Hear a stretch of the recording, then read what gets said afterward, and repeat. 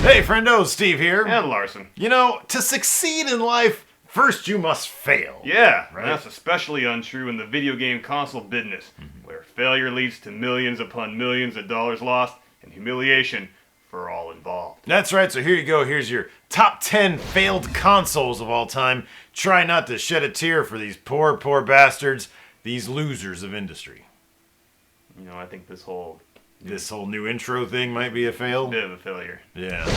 Number 10. Philips CDI. Back when CDs, compact discs, were a thing, this pile of shit dropped on the world like an unwanted bout of chlamydia. Don't know what that is, kids? You don't want it. It was supposed to be like an all-in-one console that ran CDs, video games, fucking weird museum tours, but it pretty much failed in every level, including this controller, which looks like the prototype for a G.G. Allen peen-sized fleshlight.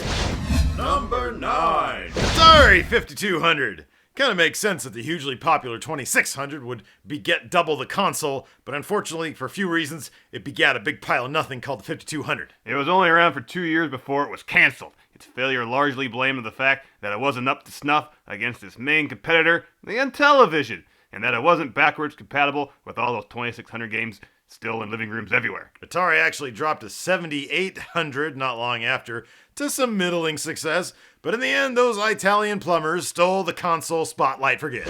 Number 8. Phantom. It's an apropos name for a console that was promised but never delivered. E3 2004 saw an announcement drop for a console that would provide on-demand gaming through the interwebs. Revolution! But then it just never came out. Revolution! Number 7.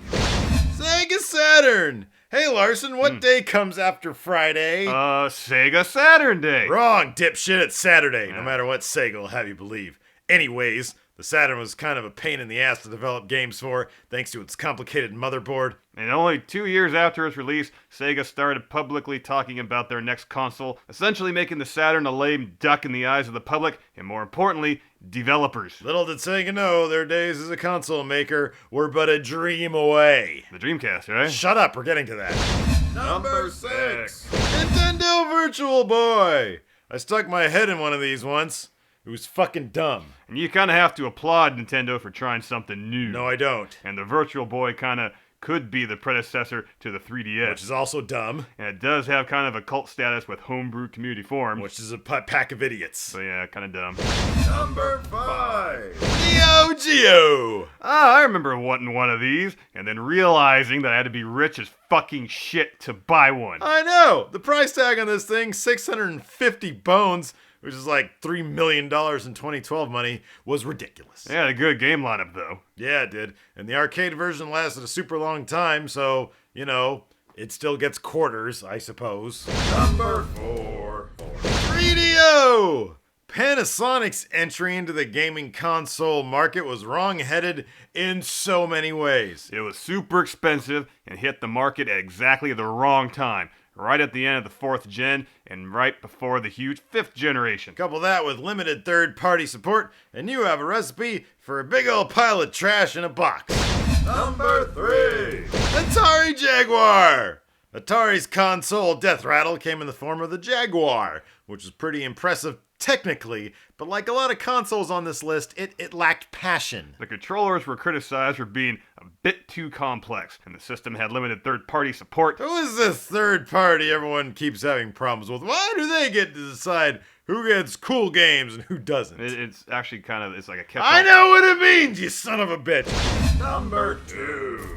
Apple Bandai Pippin. Bandai President Scottie Pippen's intention was to manufacture a cheaper Apple for gaming named after himself. But when investors demanded that a modem be included due to the online popularity of multiplayer games like Doom, Bandai saw their profitability shrink, and upon release, manufactured less than 100,000 units. Which ain't gonna cut it, motherfucker. I don't care how good of a sidekick to Jordan you were, Scottie Pippen. Number 1! Sega Dreamcast! After the Saturn debacle, Sega thought it was a great idea to try the old console thing one more time. Wrong! Bad news, Sega. Although sales were decent at launch, once the other 6th gen consoles started dropping, so did sales of the Dreamcast. Sad too. The console is seen now as kind of ahead of its time with innovative games and online functionality before all that shit was cool. But competing with the PS2, the Xbox, and the GameCube was just too much. So now Sega does what they do best. Make games. Usually with Sonic in them. So boo-hoo for them, they basically still have a license to print all sorts of money. And if you want a license to print all sorts of Steve and Larson, like us on the Facebook at facebook.com/Steve and Larson or on the Twitters at twitter.com/Steve and Larson. And be sure to check out our old episodes, sub to the show, and hey!